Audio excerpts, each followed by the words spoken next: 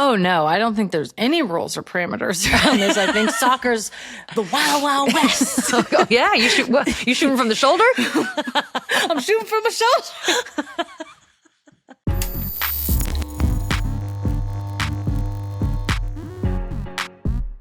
Hey, everybody. Welcome back to the show. As you can probably tell from our backdrops, we're back in Seattle. It is absolutely gorgeous, and that's because it's June.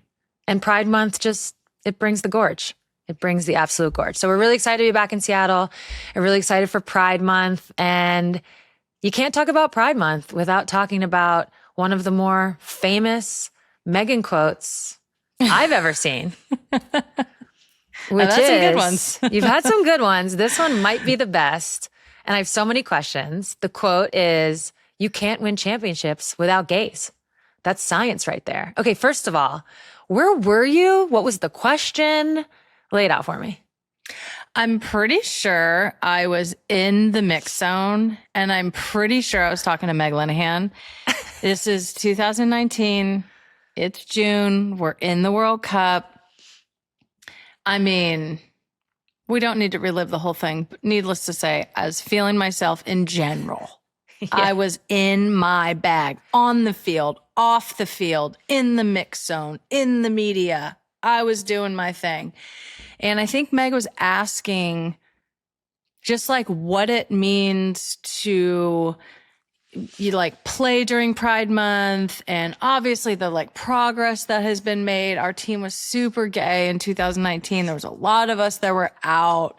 A lot of our fans are gay. A lot of the other players are gay. So it was just what does it mean to be able to play in this environment and whatever, just play through Pride Month. And it's you're trying to win a world championship. And what's the first thing? It's the first and easiest thing that you need to ensure that you have is gay players on your team. And so I was just whatever exactly I said, I don't know exactly, but it was really just that. You can't win championships without the gays. And I would challenge anyone to show me a team that didn't have a gay person on it that won a championship. Meanwhile, a bunch of the losing teams, I bet they're a bunch of straights. We're taking it a step further. That's what studies show, research shows? You're back in the science lab? You're in the lab? The type of research we're all doing these days, it's just hey, research shows that this is what I think. Okay. So that's pretty much I was always curious. I don't think I ever really knew the answer to when that was said and why it was said. So I was always curious. I'm pretty sure it was in the mix zone. There's a lot of good is happening around Pride Month in the media right now, particularly on Instagram. There was a post where somebody was going through all the WNBA teams. Did you see this and determining which was the gayest? And of course, the best part is that they said Alana Smith for the Minnesota Lynx is gay, to which she responded and commented on the post and said, "So sorry to disappoint, but this is me coming out publicly as straight. I'm a strong ally though." And then you had John Cole Jones. She was like, "Wait a minute, how are the New York Liberty not the gayest?" So it was got a little competitive in there. Did you see it? I did see it. Yeah. Who was the gayest? What team? I don't even remember. Did we know? I loved the ranking system and the points and this and that. It was great. I thought it was so funny. And I know you were really tuned in to Stud Buds. Courtney Williams, Natisha Heidelman. They've got a little Twitch stream going called Stud Buds. It's actually adorable. I just saw their page where they have a you and me montage of pictures. It was hilarious. I know. Do you have a review? Tell the people what you saw. I saw you watching it, so that's why I'm asking you. Honestly, it was just hilarious. I was cracking up. My favorite part was when Heidelman was. It was basically Alana Smith and obviously Courtney and Heidelman all in there. And Alana was basically yeah, you guys thought I was gay when I first came here. And Courtney was yeah, we definitely did. And Alana was kind of why? And Natisha from the back was well, I'll tell you why I thought you were gay. And it was basically just you're a free spirit. You got all that free spirit. Are gay. Yeah, you got that free spirit. Yeah. At first, she didn't really know how to describe it. She's how would you describe it? Free spirit. Yeah. All free I know. spirits I was okay. probably like, you mean I'm Australian with an accent? What makes me free-spirited? I That's will funny. free spirits though. It's like if you have a flowy skirt, a crocheted top, if you're, doing any kind of that sort of like free flowing kind of activity, you might want to check in there. Yeah. My very favorite thing that I've seen this whole Pride though, besides my favorite one, which is Quinta Brunson, is just like people be gay. Yeah. I posted all Pride. I posted every Pride. It's my favorite thing. I'm honestly thinking about getting it tattooed. My other favorite thing, though, was Asia's tweet. Where's this tattoo going? Hold on. People be gay? Yeah. What part of your body? I'm not really sure. Okay, we'll circle back. Asia's tweet. Sorry. Sorry. Good place for it, though. And then Asia's tweet was just, that is strong allyship. That is a way. Complaining that she's not getting calls because she's straight? Yes, exactly. So Asia, are you saying that straight people get all the calls? So gay people get no calls outside of June? What she's doing is calling out homophobia outside of June. Thank you. And calling out heterophobia inside of June. Neither are acceptable. Fair. Neither I love it. We are going to tolerate. Now that's a strong ally. Okay, what I did appreciate on a serious note, though, because I just feel like sometimes, like, there's just can sometimes be the vibe of like, oh, well, this is your guys' month, and like we're out, and like I don't even know what to do, and I don't want to say anything wrong, and I can't get. And it's just like, no, participate. You can be funny. You can make jokes. You can like get in there and be a strong ally, but also pointing out some discrimination that we're not going to tolerate. That's all right, really it. Well, we're excited for Pride Month has just started, so we've got a lot more to witness and discuss. Real quick, we finished Friends and Neighbors. What do you think? Are you like? I feel like I'm telling people they should watch it. I feel like a binge situation is better. We watched it week to week. That was hard at times. And then I have some thoughts on the ending, which, hard to give those publicly now, but because I don't want to ruin it for anyone. So spoiler alert, skip ahead if you care. But I didn't really love the ending. Didn't like the ending. It was okay. I'm like lukewarm on it. But overall, I was entertained, and that's what TV shows are supposed to do. I don't have like a strong opinion. Yeah. And we finished couples therapy. We did. No, that's always not a great ours. show. We didn't complete couples therapy. Imagine. You guys graduated. Please. You now get to go on an ayahuasca trip. We're in our second year of kindergarten. We've now moved on to 9 Perfect Strangers. Second year of kindergarten. Yeah, we got held back. Yeah, we got because of me. Do we want to talk about Tibbs getting fired? I'm just like, I'm not surprised. I am surprised. It makes sense. It doesn't make sense. Style is probably. He seemed like they did a good job and they got really far. We've seen this before. Yeah, it's happened to coaches before. I think the most recent example is Dwayne Casey. The Raptors went to the conference finals, lost to LeBronto, and he got fired. So it's like we've seen this. It's the best name. We've seen it is the best name. Shout out Mike Mark Malone Jones. just got fired. Yeah, we've seen this. It's just it does feel after having success. I mean, you look at his resume and it's like 4 out of 5 years playoffs, took him to the Eastern Conference Finals this year. But yeah, I don't know if I guess they just didn't see it in the cards for the future. So we'll keep our eye on that. We'll keep our eye on that. Tough. All right, we're testing out a new segment today. Oh, it's called WTH. What the headline? What the headline? What the headline? What the headline? We've also got Syd Leroux and Ali Riley joining us. Super excited about that. They're both absolutely hilarious, and I can't wait to just LOL with them. The show's back, so we won't make you wait any longer. I'm Megan Rapinoe. And I'm Sue Bird. This is A Touch More. Let's get into it. First up, Megan, the check-in. Support for A Touch More comes from Ring. If you're an avid listener of the pod, you don't need us to tell you how important good defense is. With Ring doorbells and cameras, you can get security and peace of mind at home or on the go. And A Touch More fans will be glad to hear that Ring is a strong supporter of women's sports. They're expanding partnerships across leagues, including the WNBA and the National Women's Soccer League. With Ring, you can get security and peace of mind from anywhere. Learn more at ring.com. Support for A Touch More comes from Paramount Plus. Paramount Plus is your streaming home for the best soccer in the world. Watch U.S. Women's National Team stars like Lynn Biondolo, Sam Coffey, and the Thompson sisters dazzle for their club teams. Catch live matches, highlights, and full match replays all season long. Don't miss out on the most exciting moments as they unfold. From kickoff to the final whistle, including the 2025 NWSL Championship streaming on Paramount Plus. Get started today by visiting ParamountPlus.com/live sports. It is June, which signals the Commissioner's Cup, which just means more WNBA games. And this is basketball's version of the make 'em up, but It's not a make 'em up. it's not a make 'em up. It's not the way that soccer makes them up. It's not made up in the same make 'em up style. Okay. But we had some exciting games. And there's actually money on it.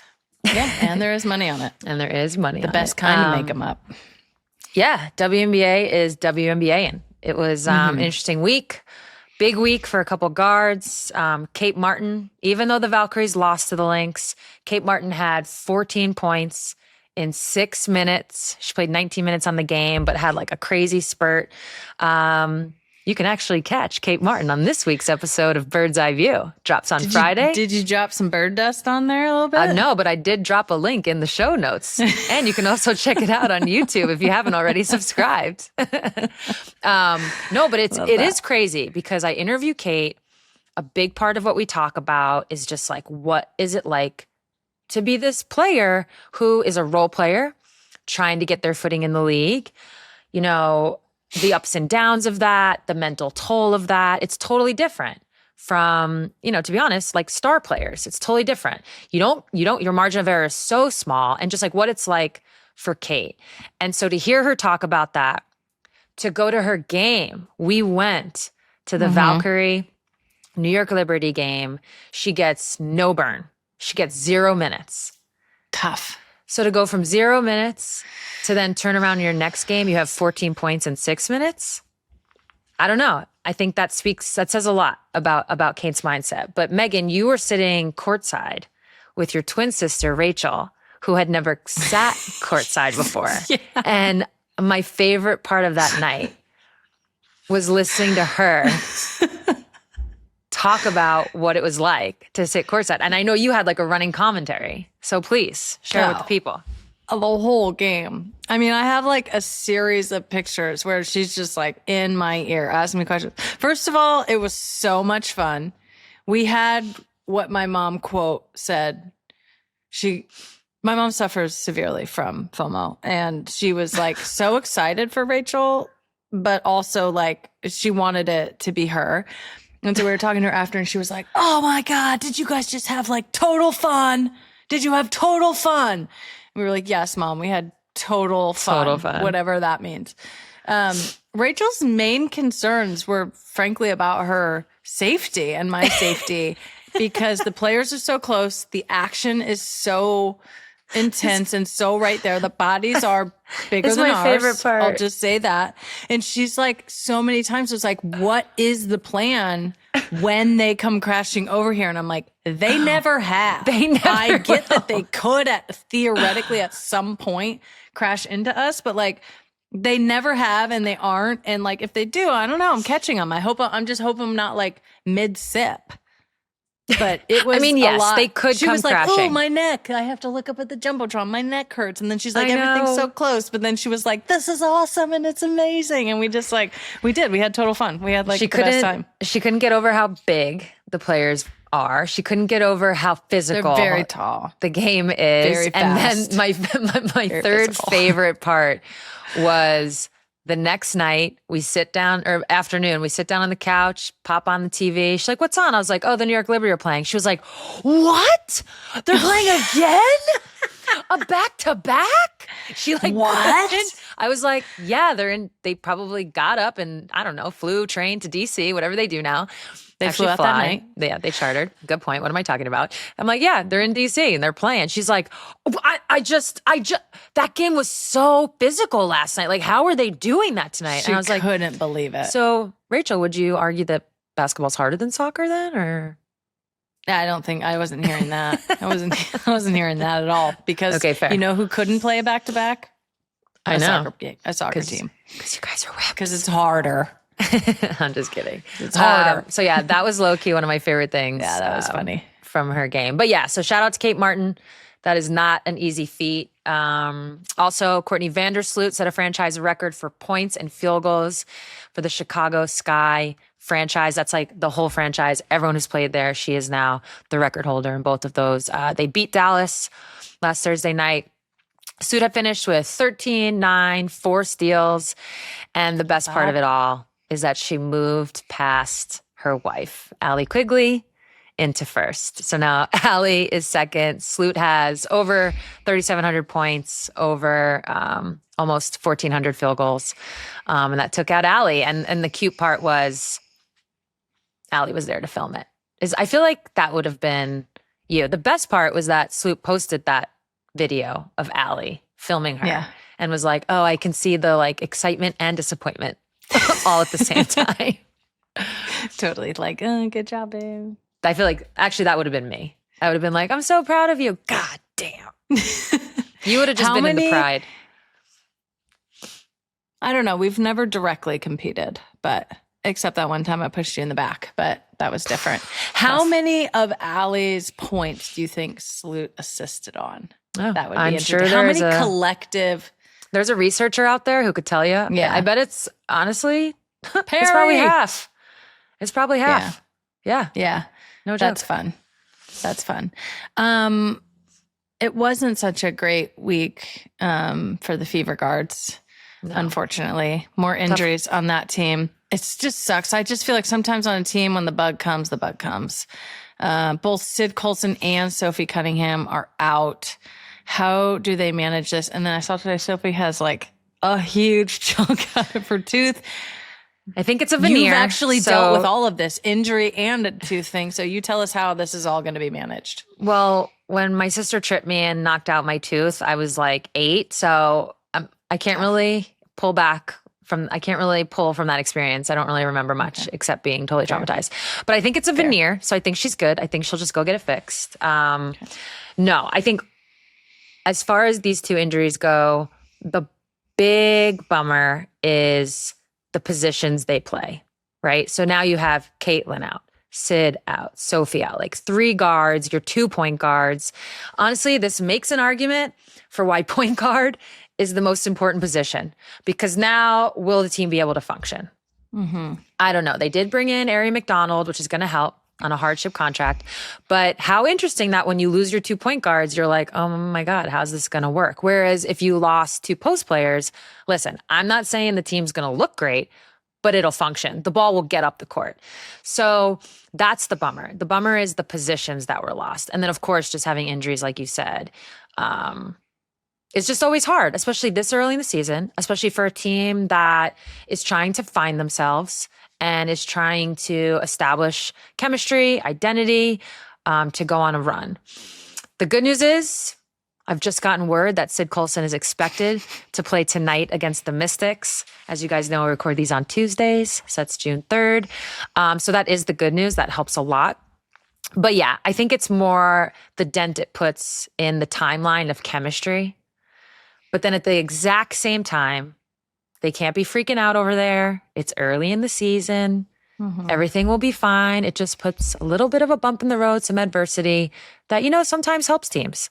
I could imagine a world where we're in the first round of the playoffs and Indiana is leading a series and they go, remember back in June when we had all those injuries?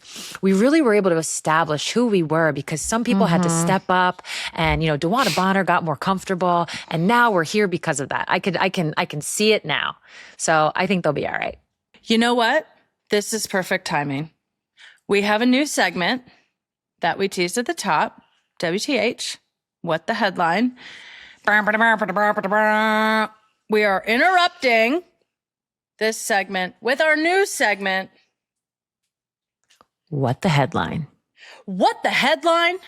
Okay, so for this new segment, I'm going to read a headline for Megan. And Megan, you tell us your reaction. Because a lot of times nowadays, the headline either doesn't match the actual article, or is some form of inflammatory where they're clearly just trying to get you to click. And they've taken something and blown it up. So here we go for our first iteration of What the Headline. Here is a headline from CBS Sports. World Cup star Megan Rapinoe issues warning for Caitlin Clark fever about officiating complaints. Megan, reaction. I'm like, did she? Did you? Did she issue a warning? Like, did she also issue a warning to herself because she followed all of this up with, I also complained to the refs? I followed all with 95% of my yellow cards and 100% of my red cards were me yakking my big mouth. Okay, so this is a great example of what we always talk about, how it never matches and or it blows it up. But it happens to be you this time. Okay, this is very disappointing, frankly, from CBS Sports, which I feel like is better than this. I'm like, what was the pull? Just the pull of having my full name and Caitlin's full name in the headline of an article, just too juicy. This is like not what happened at all. And this is so annoying and so frustrating. And also I'm like, and then people are going to go watch the clip and be like, what? I know. I mean, I am kind of like, wow, they pulled a whole article was made off of a clip from our show. Hey, hey. I know, but Maybe it was we a should do clip. more. Yeah, it was a clip. Like, what did you actually say? Set the record straight here. I did say that, like, you don't want to be the team, the player, the whatever who like cries wolf. We were talking about the strategy around when to complain, how much to complain, who complains. Listen, every team, every player, every coach complains to the refs every game. I mean, Sid Colson just did this amazing thing. Like, I wouldn't want to be a ref. And if I was a ref, I would be biased because I'd be retaliating for people for being an asshole to me all the time. But it's really just like we were just having a conversation based on nuanced conversation based on all of our experience, you know, having like played for so long, talked to so many refs, what's good about it, what's bad about it, what we learned, yada, yada, yada. Yeah, you weren't, what you weren't doing was wagging your finger. Wagging my finger. I mean, like, hey, don't do this. Me wagging a finger? No. Yeah, that was like issues warning. I can't wait to see Caitlin next.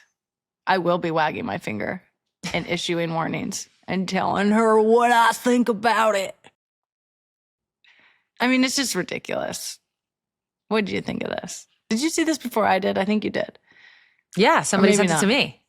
Yeah. Somebody sent it to me, and then I showed you. And then I sent it to our production group chat. And I was like, well, I think we've got the first What the Headline. Yeah, we've been mulling this segment because we've been like, I mean, you know, it's like we want to try to talk about things accurately, like in the way that they're actually happening. And I mean, on a serious note, like I don't feel it's so much with this because it's like, it's something I said. I know what I said, and I know that this headline is wrong. But in some more serious or touchy subjects or subjects have to do with racism or homophobia or misogyny or whatever it is, like this can be dangerous. This can like perpetuate a false narrative that is happening. And we try really hard to frame things in a way that is just accurate and like gives nuance to what is actually happening in a given instance or in a league or in a dynamic. And so people understand better so they can like become better fans and more educated about the game and just like get the real news. What are your thoughts, Sam? I agree. There was actually an amazing interview done by Candace Parker that came across my desk. Shout out, Courtney. Came across my desk, came across all of our desks. And I thought the way that Candace phrased this was so perfect. And then it made me think of What the Headline. So Candace was in an interview with Stephen A. Smith, and the topic of basically like jealousy or resentment or just a negative feeling from older players towards younger players about where the league is and what these younger players are getting, making, the vibe around them. And Candace just shut it down immediately. It was amazing. And basically she was like, do I feel like Cheryl Miller resented me because I had a league to play in? Like, no, that's crazy. Do I resent whether it's Caitlin Clark or Angel Reese or Asia Wilson because of where the league is right now? No, of course not. Like, the whole point is to leave it better than where you found it. And I just feel like even the way, and this is, I think, what I want to really kind of like hit on for fans or people listening or just like general public, when you hear, and a lot of times it's men perpetuating this narrative that like women are jealous. The players are jealous of each other. Older players are jealous of younger players. Or even what happened with Diana, which all Diana said was like, talent's talent, and we'll see when we get to the league. And like, there is a jump, but like, it's going to be what it's going to be. But this narrative of like, oh, the players are jealous of each other, or older players are resentful of other players, or any of these kind of like negative characteristics, that's not what many players feel. I never hear that from players. I don't feel that myself. You don't feel that yourself. But really what they're saying is like, that's what they think about women. That's what they think women are feeling about each other. That's like the stance that they are putting on it. And a lot of it is just like narrative that's in the air, just from general life of like, women can't work together, or women are like keeping each other down, or women are jealous of each other. But I feel like when we hear those headlines, I want people to understand, or I want people for that to be a clue for people of like, that's just what that guy thinks, or that's just what that person thinks about this league. That's actually not what any of the players in the league or former players have really ever said or are saying. Yeah, I think what I would add to that is if we stay on the topic of jealousy, it's like the other thing I don't appreciate about what this narrative in this particular moment, this conversation puts on us, on women, on especially the players, is it doesn't allow for space for like human nature, which is to say, you know, there might be like a little bit of jealousy here and there, or a little bit of entitlement here and there, or a little bit of pettiness here and there, because we're all human and it's athletes and it's sports and it's all happening. But if you gave that inch, they're going to make it a narrative. They're going to make it, they're going to group it. And it's funny because I did an interview with Taylor Rooks on her show a couple weeks ago, and she asked me a great question. And it was essentially something in the ballpark of like, what is the line? Like, when does the media coverage go too far? And in my answer, which I didn't answer poorly by any means, but in my answer, I was talking about the nuance, and there's a clip that's circulating, but the larger, longer answer was like something about the nuance and how it's like hard to really articulate that. But I think right when I got home and I kind of relived it all, I was like, you know what? You know when you know it's gone too far, and it's actually pretty easy to see. When narratives get put on an entire group of people, when a narrative gets put on an entire league of players, you know, you have to, a red flag for you has to go off. It has to go off. So when you open up the paper, do people read the paper anymore? When you open up your phone and it says the WNBA, all the WNBA players are jealous. It's like, you know what 144 people are thinking? Like, come on. Or it's like an entire fan base is racist. You know what 15,000 people are it's like when you do a whole group of people, that should be the red flag. That should be the line. And you just don't hear this in men's sports. We've talked about this on this pod like time and time again. When one player does X, Y, and Z, it then doesn't become the whole league is this. And that to me, so if one player came across jealous in one moment and maybe said something, it doesn't mean the entire league feels the exact same way. That to me, it's like, that is the line. That's when you know the coverage has crossed. So when the media makes the outlier of the situation the rule, that to me is when it's crossing the line. Like, be specific. If you're talking about the outlier, talk about that. And also, it's kind of like what Candace said. Like, let's talk about the basketball. It's time to talk about the basketball. Totally agree. All right. That concludes our new segment. WTH, what the headline? Now back to our regularly scheduled program of the check-in. Support for A Touch More comes from Ring. If you're an avid listener of the pod, you don't need us to tell you how important good defense is. With Ring doorbells and cameras, you can get security and peace of mind at home or on the go. And A Touch More fans will be glad to hear that Ring is a strong supporter of women's sports. They're expanding partnerships across leagues, including the WNBA and the National Women's Soccer League. With Ring, you can get security and peace of mind from anywhere. Learn more at ring.com.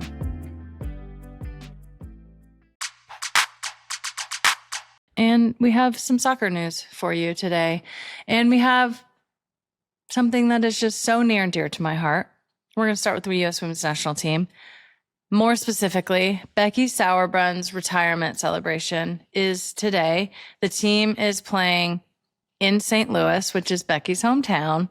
And Becky, what I know about her is that she would have had to have been drug kicking and screaming into having any type of celebration whatsoever.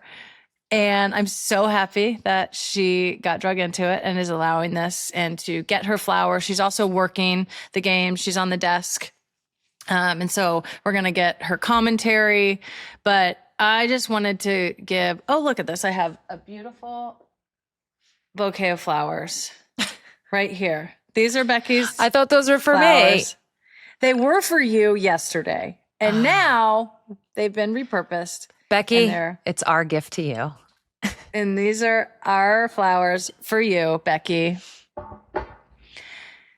I just want to say congratulations on an unbelievable career. You were always the most important player for me, for our generation of players. I've said this so many times, but you're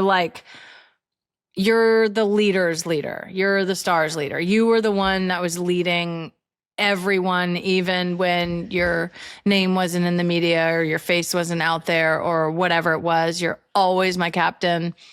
Becky just was like the player's North Star, and she held all of us accountable in her own way. Like, she would motherfuck you, never verbally, but like if she gave you this like one particular eye, you were like, damn, I mean, you really shit together. And she was like always right. And she just was so selfless and did everything for the team. And she was a hell of a defender and was one of the best to ever play. We played on the left flank together, and it was just such an honor the whole time. And you know this, Becky. My most favorite memories of you are always off of the field. But we did some pretty cool shit together on the field. You are the realest one. Congratulations for everything. I'm so happy that you're staying in and around the game and your voice is still in it. You are always the best of us. So congratulations on an amazing career. Love you the most. Yeah, the team is playing in St. Louis today. They're playing Jamaica today. They came off a great win against China. The team is in such a great place. Love it. Obviously, we have some injuries and some people out, but it's leaving space for other people to make a name for themselves. Alyssa Thompson and Michelle Cooper being one of them, but really excited to see them play again. And just love what Emma is doing with the team.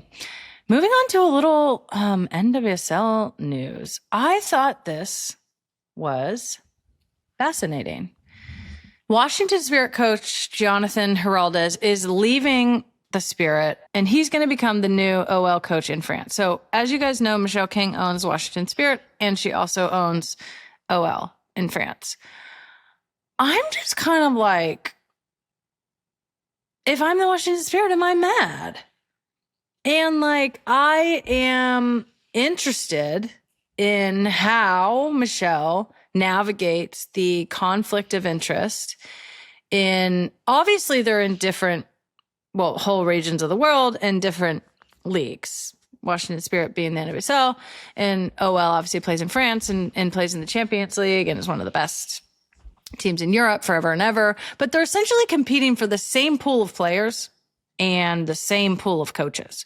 And so like, how is Michelle making her decisions on what coaches go where and what players go where, when a couple months ago, Trinity was like, oh yeah, it's my dream to play in Europe where they don't have a salary cap. Like, can Michelle just like pay her whatever she wants? And then Trinity's just like leaving the NWSL. And like, I guess in theory, she could come back and ultimately it's Trinity's decision where she wants to go. But this was really interesting to me of having different teams in different leagues where you can kind of like cross resource and reference your teams. But if I'm Washington Spirit and whatever, the new coach, I'm sure he's going to be fine. I think he was Jonathan's assistant and he was an interim coach at one time. And Michelle put out a statement and she has the utmost, confidence and all of that. But it's really disruptive to have a coach leave the team in the middle of the season. So I'm just kind of like, I want to watch this space.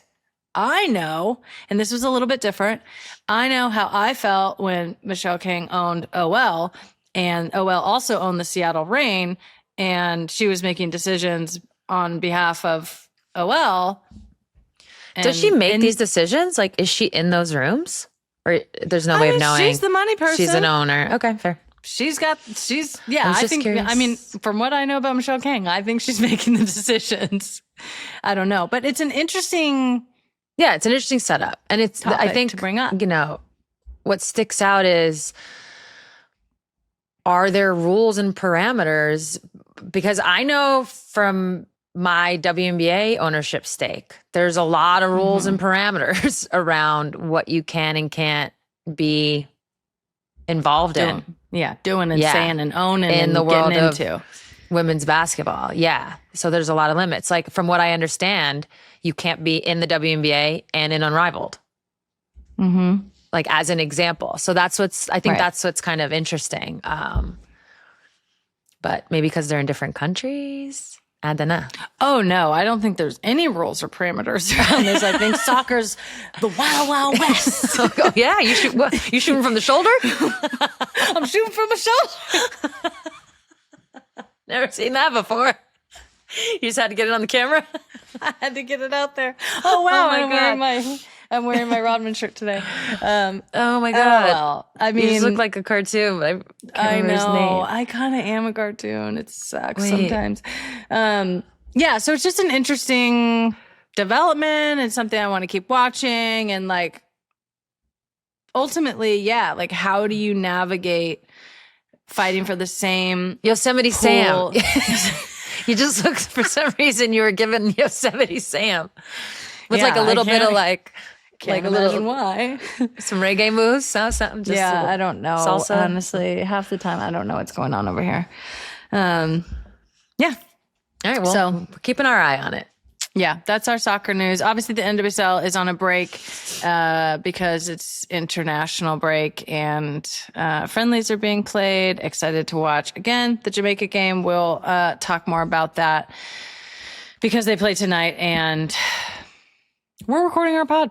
And it's not on yet. It's on in a couple hours. We have some fellow podcasters on the show today. Not only are they teammates on Angel City FC, but together they are the hosts of the podcast BFFR. Syd Leroux, World Cup champion, Olympic gold medalist, and a forward for Angel City FC. And Ali Riley is the captain of Angel City FC, 5-time New Zealand Player of the Year, and captain of the New Zealand national team. Welcome to A Touch More, Syd Leroux and Ali Riley. Thank you for having us. What an honor. Oh my gosh, thanks for coming on. Yeah, we're really excited. Finally. We're excited. I know. Yeah. What's taken us all so long to even do podcasts? Why weren't we doing podcasters? Podcasts 10 years ago? Like, I know we always had so much to say. We probably could have like staved off having Joe Rogan be so popular or something. Like, could have been us. Yeah. Syd, I want to start with you. We were obviously doing our intense preparation for this show. And then we saw the tiny little boot that you were wearing, and we're just devastated to see that you had your little calf injury, tore your calf. Yeah. How are you? Where are you at with that? When are the minutes coming? We were so excited for your return to the field. So I tore my calf 3 weeks ago, Monday, and I ran today.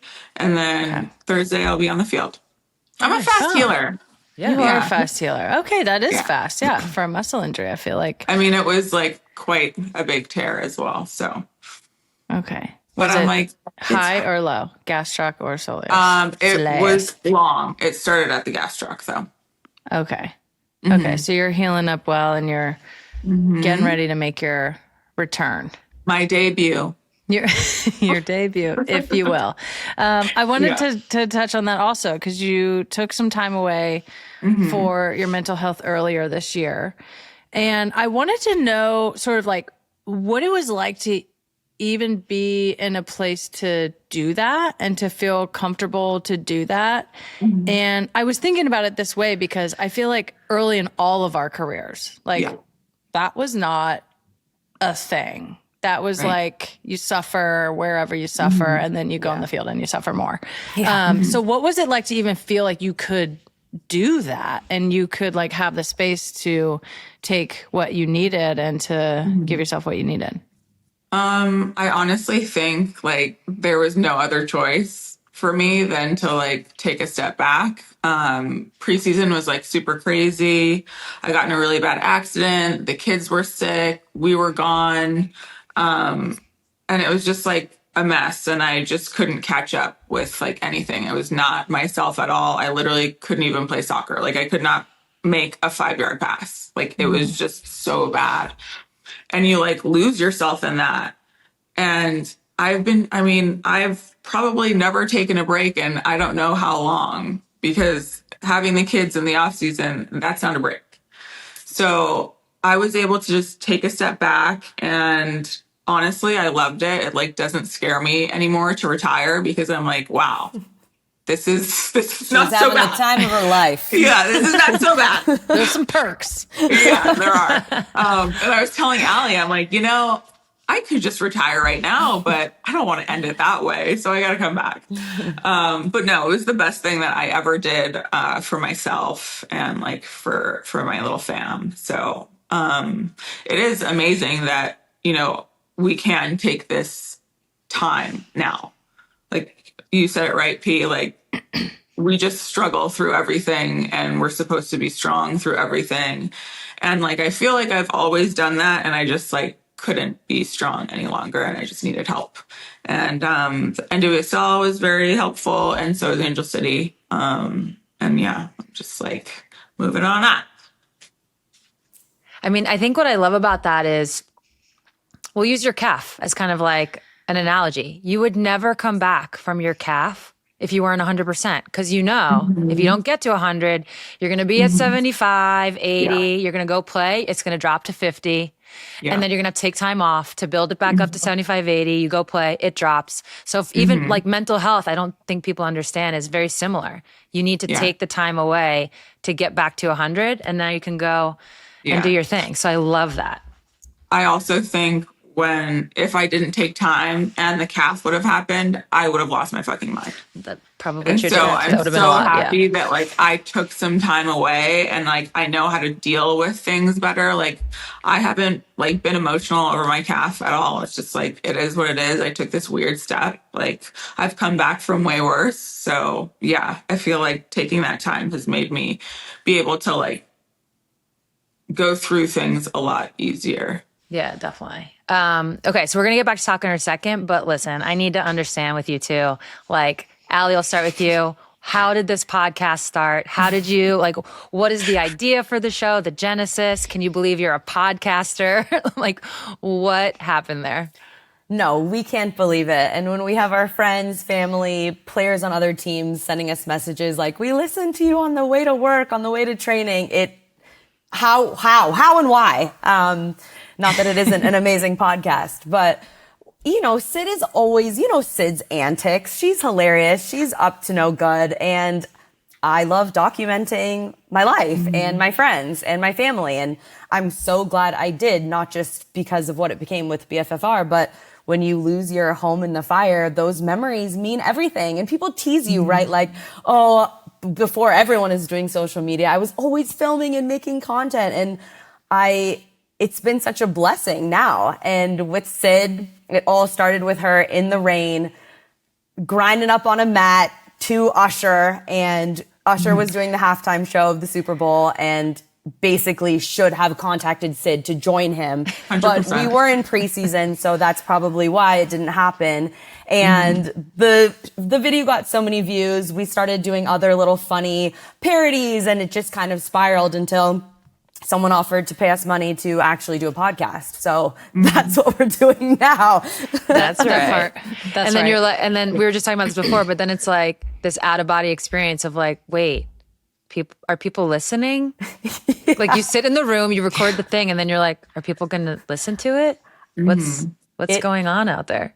Yeah, it's definitely different than us fooling around, quickly editing it, putting it out into the world and just seeing if people view a video. This is really about downloads and listens and YouTube and comments. And it's, we let our producer deal with most of that, but we just try to keep it real, and we love spending time together. And I think we're learning more as it goes on, and it's going to evolve and just become what BFFR is meant to be, I guess. But it's been really cool to do this together.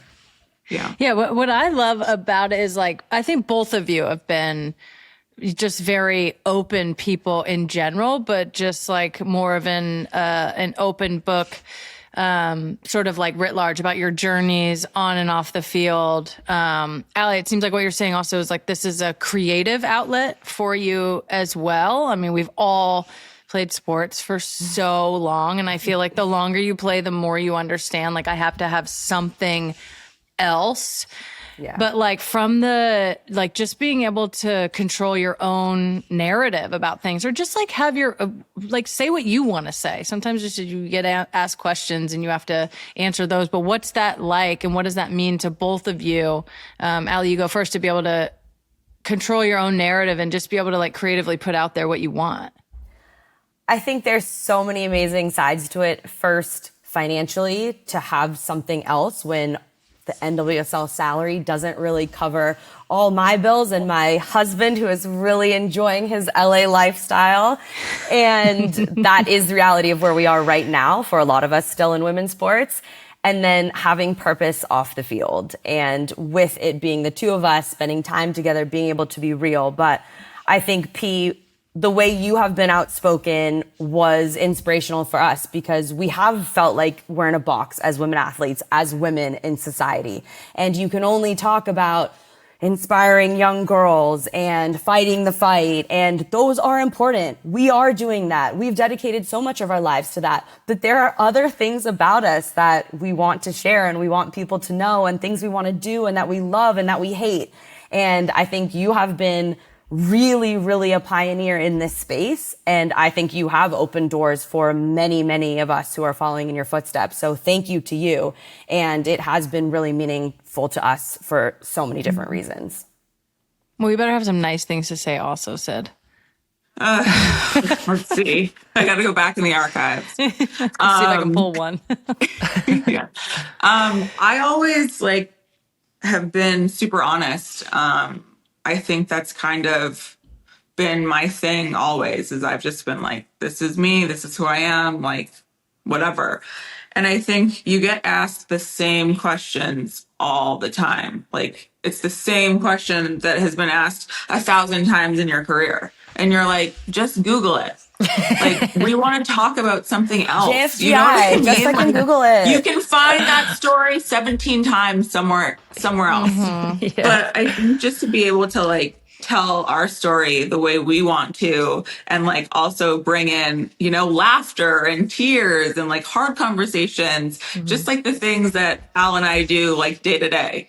And it's funny because Ali and I don't always agree with things, and I'm sure We you guys rarely are the agree. same. Rarely. Yeah, I was actually going to ask. What I'm curious Really? about is, what is the process from like whenever you sit down, like, all right, what are we going to talk about this week, to then when you actually sit down to talk about it? Like, what are your production meetings like with the two of you, with your producers? Like, how are you forming a show?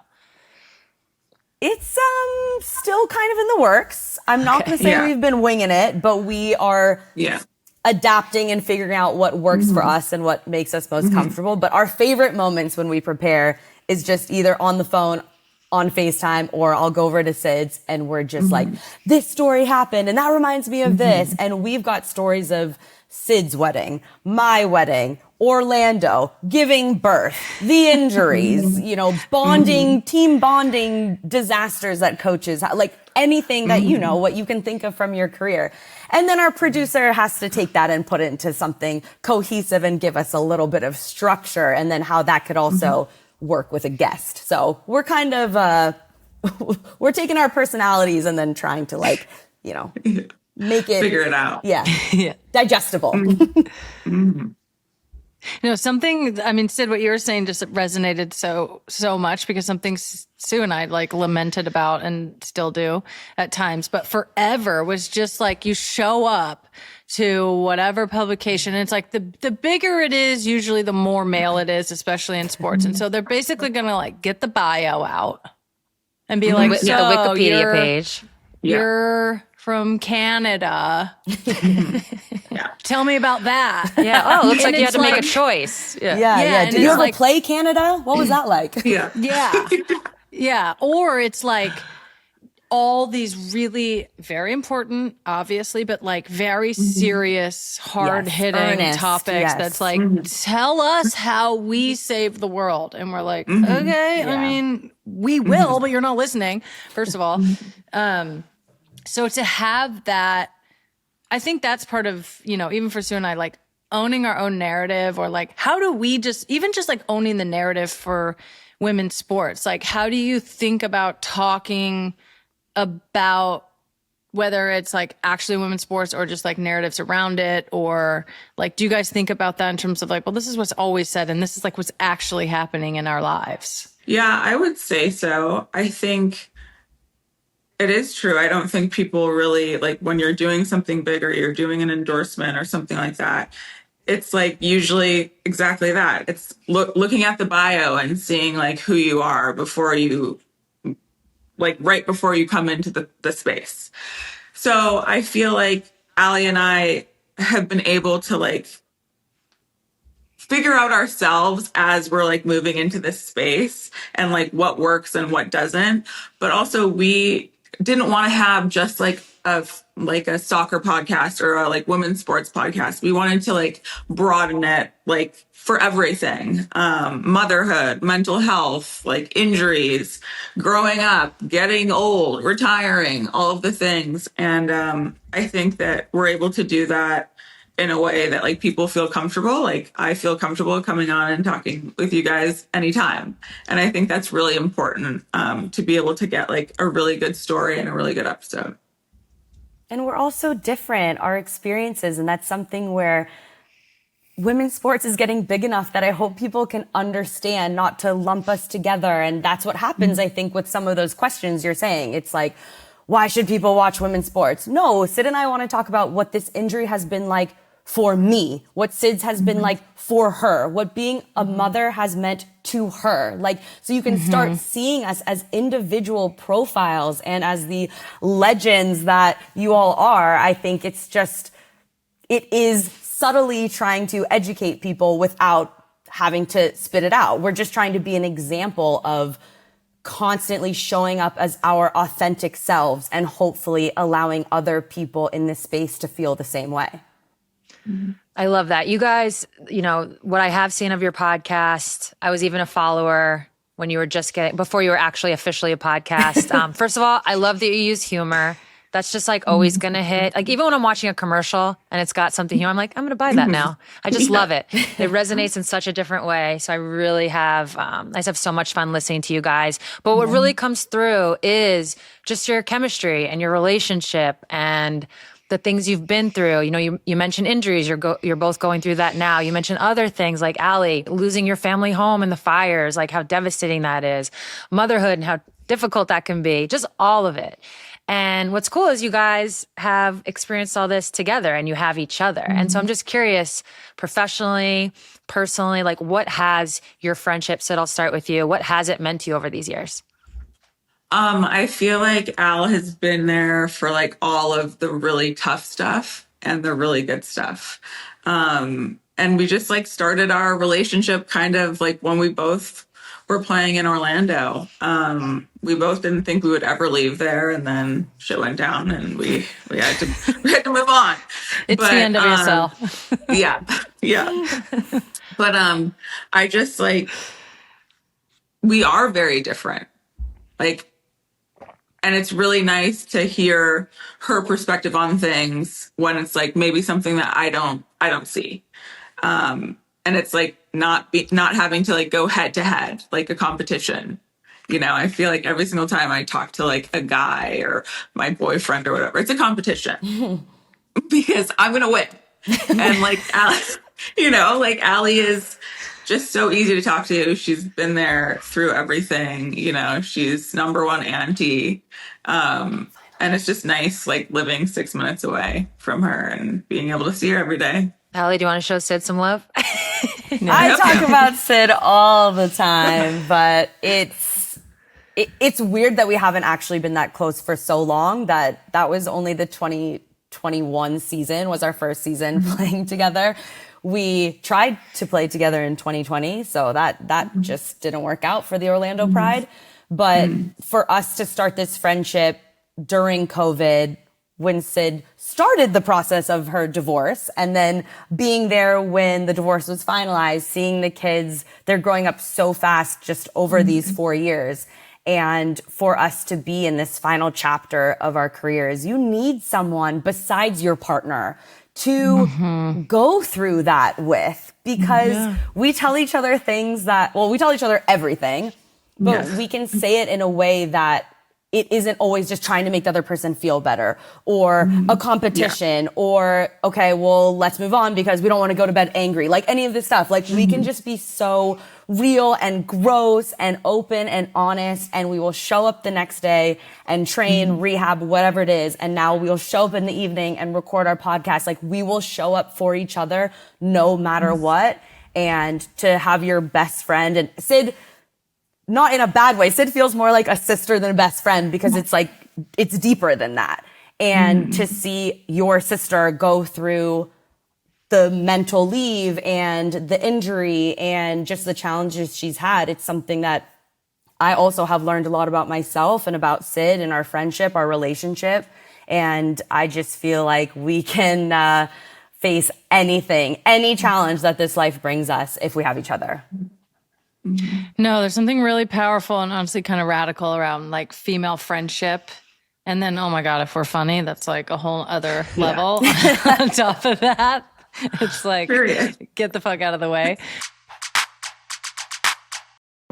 Support for A Touch More comes from Paramount Plus. For streaming the best soccer in the world, look no further than Paramount Plus. With live matches, highlights, and full match replays, Paramount Plus brings you all the nonstop action from kickoff to the final whistle, including the 2025 NWSL Championship. This season is already full of great storylines, and it's just going to get better. You can watch U.S. Women's National Team stars like Lynn Biondolo, Sam Coffey, and the Thompson sisters dazzle for their club teams. Or you can follow the legendary Marta as she seeks to lead Orlando to a repeat title. Or watch rising phenoms like MVP Temwa Chawinga continue her record-breaking run with Kansas City. You can witness it all as it unfolds with Paramount Plus, available on any device. It's also the streaming home for top-tier soccer all over the globe, including the UEFA Champions League, Serie A, and the EFL Carabao Cup.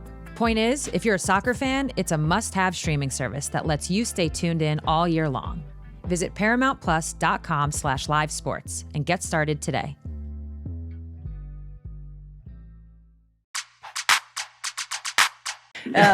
Okay, I want to touch just quickly on the season. How are you both feeling about the season thus far? Obviously, you started with an interim coach. Now Alexander is there. Alexander Straus is coming in. You're 4-2-4, so some wins, some losses, some ties. How are we feeling about the season and sort of, I guess, more kind of towards the second half of the season now that you're getting your full-time head coach in? It's been really hard as a club to have a new coach every single year, and every single year feels like a rebuilding year, and like you can't find your identity because it's one way here and it's another way, here. And it's like, it has been difficult. I think that people don't understand how tough that is to just like go through constant change all the time. So I'm really happy that we have Alex. I think it's going to be great. Even like the meetings and the things he says, it's like, wow, like, yes, I want to play like that. And so, yeah, you know, Angel City has the best of the best. And, you know, sometimes we just have to roll with the punches as well. And we've been able to do that. I believe the other part of that saying is the worst of the Worst worst. of the worst. Yeah. Yeah, but That was a new one. like, it's not the worst. We've seen worse. I mean, I've had worse. Right. I definitely have had worse. Facts. Yeah, but I just think like now we have our facility. Now we have like this like big time head coach. And like, I think, you know, second half of the season is going to be like the Angel City that we know we can be. Yeah. There have been some great performances as well. You're seeing Alyssa just be maybe the most dangerous player in the league. I mean, she's terrifying. And Giselle also just coming into her own in this fullback, wingback, winger. She's suddenly in the 9 scoring.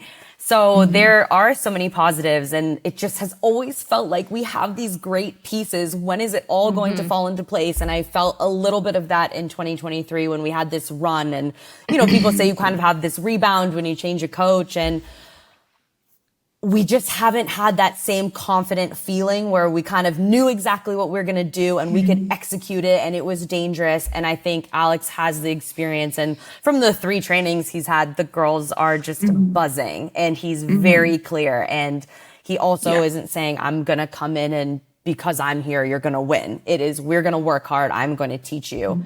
And that's when results happen. And so I think just his mannerism, his demeanor, his experience is going to help our really, really talented teammates like click into this new gear. And whether that happens immediately for the rest of this season or then building into next season, I mean, the idea is that he's here for a long time, and that we can start really building something special, because God knows the people of LA want to see it, and we have a lot of fans, and it feels like a lot of pressure, and our fans are tough. We don't want very to tough. disappoint anyone. We want to make everybody proud to have given so much to this club. So, but all the players are just doing their best every day. It's a great group.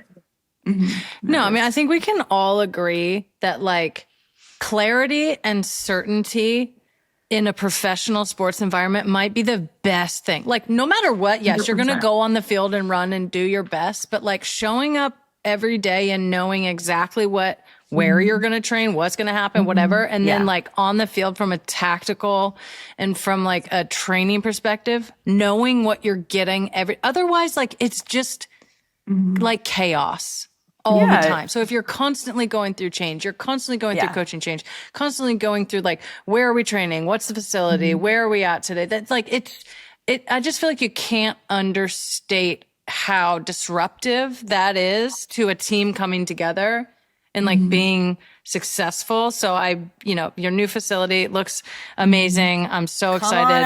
Come on out. I'm gonna. Just like in sneakers, I can't put the boots on anymore. That's fine. Totally understand. I barely can either. You don't want to come out of retirement? Absolutely not. Absolutely not. Okay, I feel like you guys knew this was coming. We've been very excited to do this. This is our favorite thing to do with people. It's bench start cut. This is actually me taking the bench start cut for the first time because this is more my wheelhouse. This is usually Sue's game, but we have a real barn burner for you on the first one.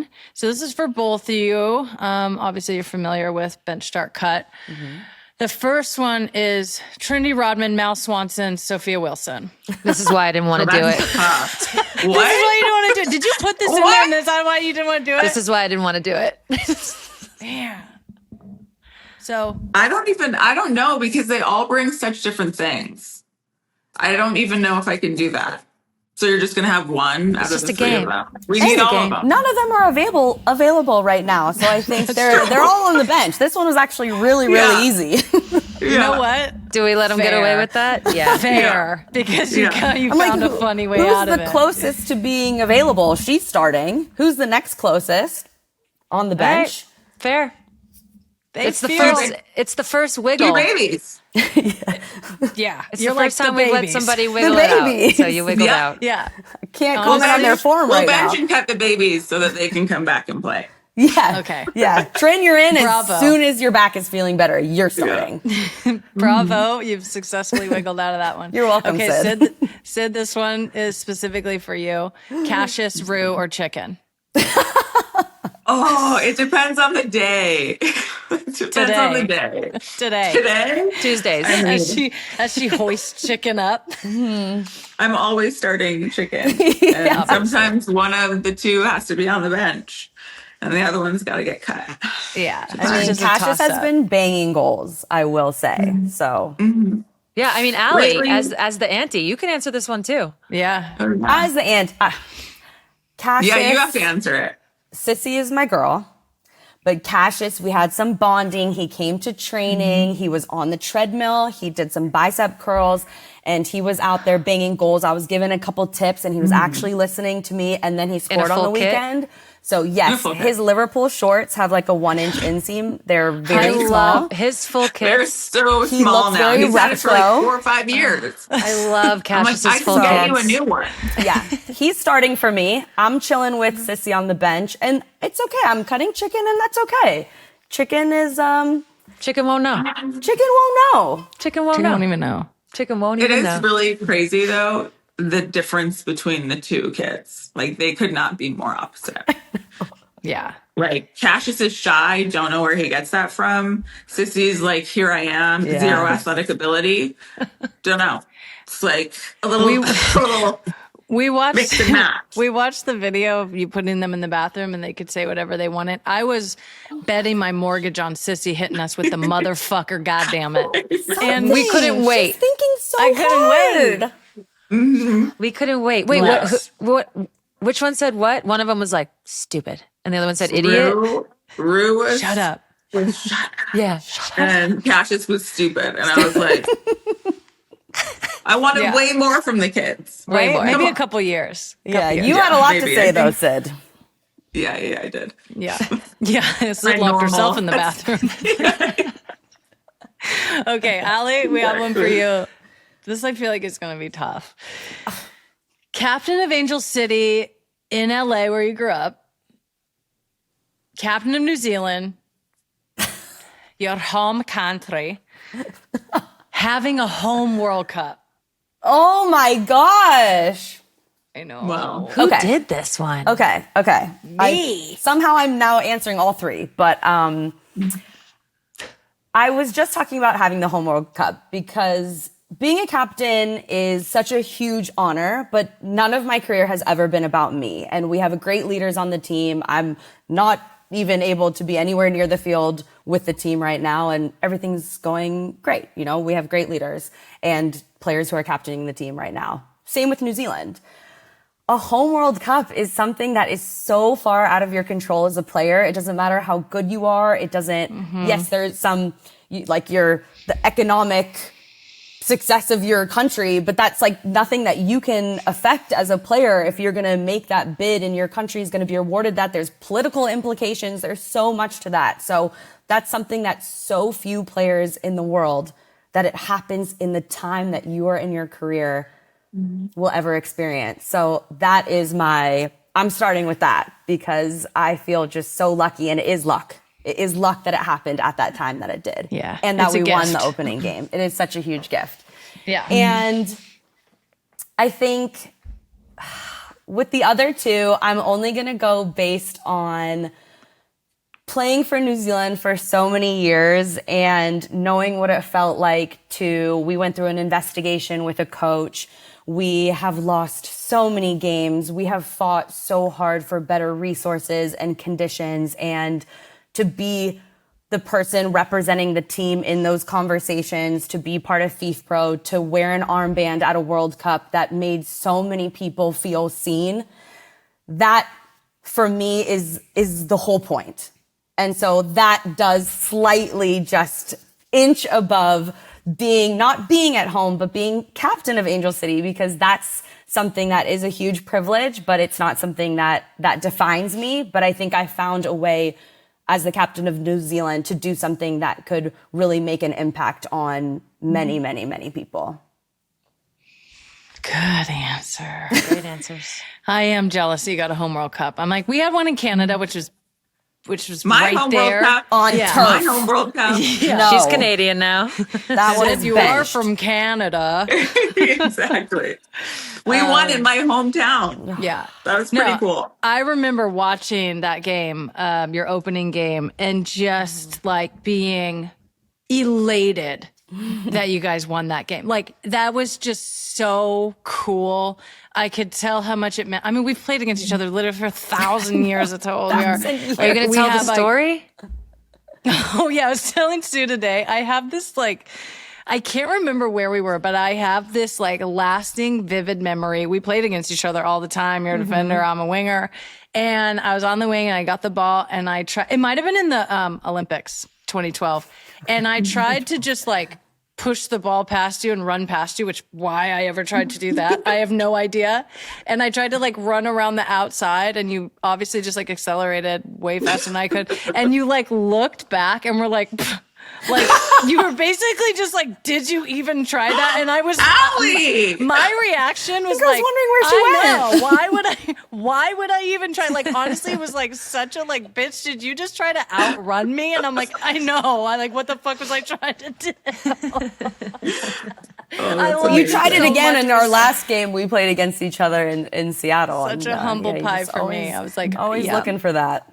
I'm like, you know what? I'm going to cut inside. Wait, Megan, you tried it again in your last year? You thought that was going to go better 10 years later? when I'm Well, we're slower. both 10 years older, so neither of us got there that time.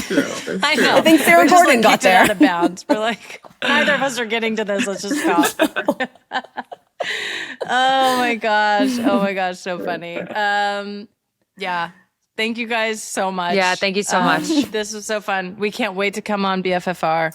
Ali Riley, Sydney Leroux, Jesus. Really? Silly Leroux and then Silly Riley. Thank you guys so much for coming on the pod. We love you. Thank Love you. Thank you, Thank guys. you. Okay, now it's time for the responses to last week's Are You a Megan or Are You a Sue? We asked you last week if you're a Megan who loves a celebration or a Sue who skipped out on some celebrations in her career. Let's see what she had to say. I'm a Sue. I'm more serious, but I'm definitely also like a wannabe Megan because life is so short, and to be able to be in the moment and just celebrate and still like come back grounded into the game again, that sounds like such a gift, and not just in sports. So I don't know, Megan, if you're having some kind of master class, let us know. I would absolutely celebrate, but some of the celebrations feel like they get a little too taunty for my tastes. I prefer building myself and my teammates up to tearing other people down. So I wouldn't do the too small. My first ever college game, I actually hit a game winner, and I celebrated. But after that, didn't really celebrate it. Now, I'm a teacher, and yesterday I played some fifth graders, and you best believe I was hitting the too small on some fifth graders. All right. That all These were makes sense. good ones. These are good responses, yeah. But Yeah. so where does shooting from the shoulder, are you lifting your teammates up or are you taunting?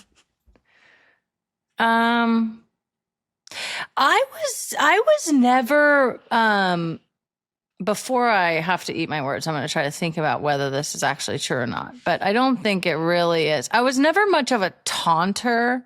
Mm-hmm. I feel like mine was always, soccer is different too. You might get the opportunity to celebrate one time, and for me, like it might be every other game. So I just like that moment of release and like joy and like this is the whole point. I think to your point, like staying grounded, but also doing that. Like for me, I made the environment part of the game and part of the way I grounded myself in the game. Whether that was like fans, interaction with fans, celebrating, all part of that. but I wasn't like too taunty about it. But if I was a 5th grade teacher, I would absolutely be dunking on those kids. I would be doing this. I would be giving them these ones. And, you know, you're not supposed to point guns at people, but I would, you know, I would be like, I'm killing it. I would get all over them. So this, I think, is in it could be either, but this is, I don't know where. Thank it really you, lands. Yosemite, for the breakdown. You're welcome. Sue, I'm you? going to move on to the calls of action. I'm going to move on to the calls to action. We have another reason for you to call in and chat with us. We're hosting our very first book club meeting in June, diving into a deeper discussion about our first book club selection, We Can Do Hard Things, and we want to hear from you about the book. Give us a call at 1-833-A-TOUCH-8 to share your thoughts on We Can Do Hard Things, the sections and themes that stood out to you, the wayfinders you connected with. Just call in and leave us a voicemail. And while you're at it, we're planning for the future of A Touch More, and we want to hear from you to figure out how we can make our show better. So visit voxmedia.com/survey to give us your feedback. All right, thank you. And now we're on to A Touch More, the segment. Just a touch more, a little bit. Just a touch more. Yeah.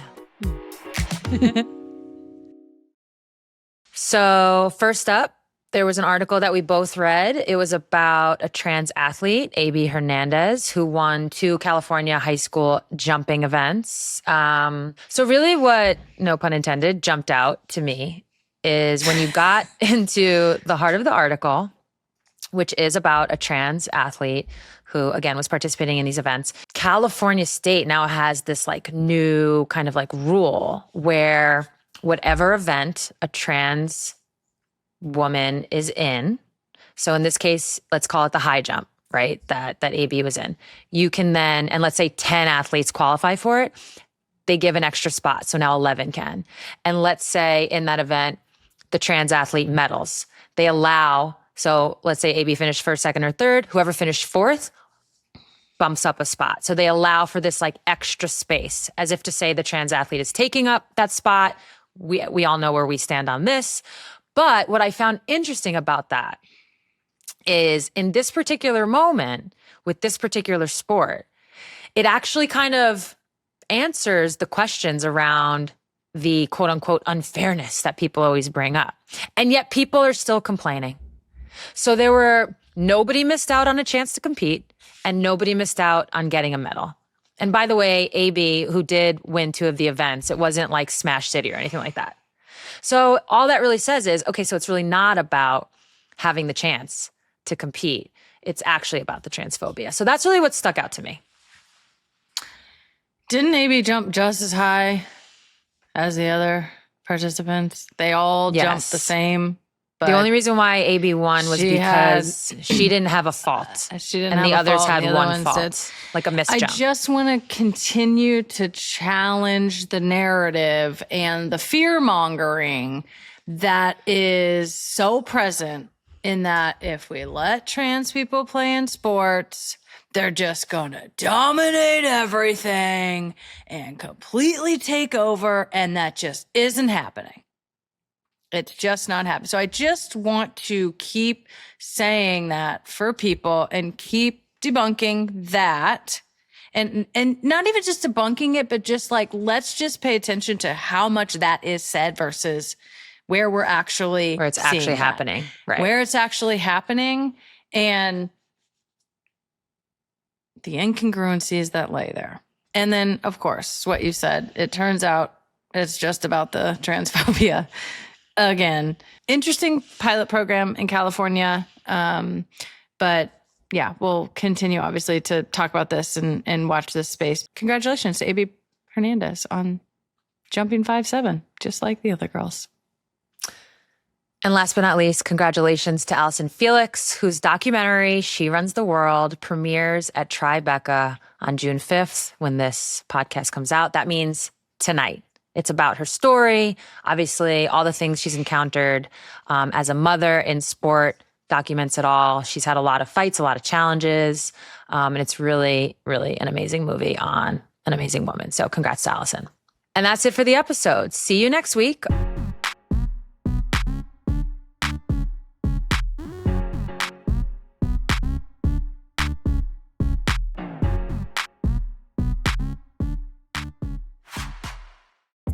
Support for A Touch More comes from Ring. If you're an avid listener of the pod, you don't need us to tell you how important good defense is.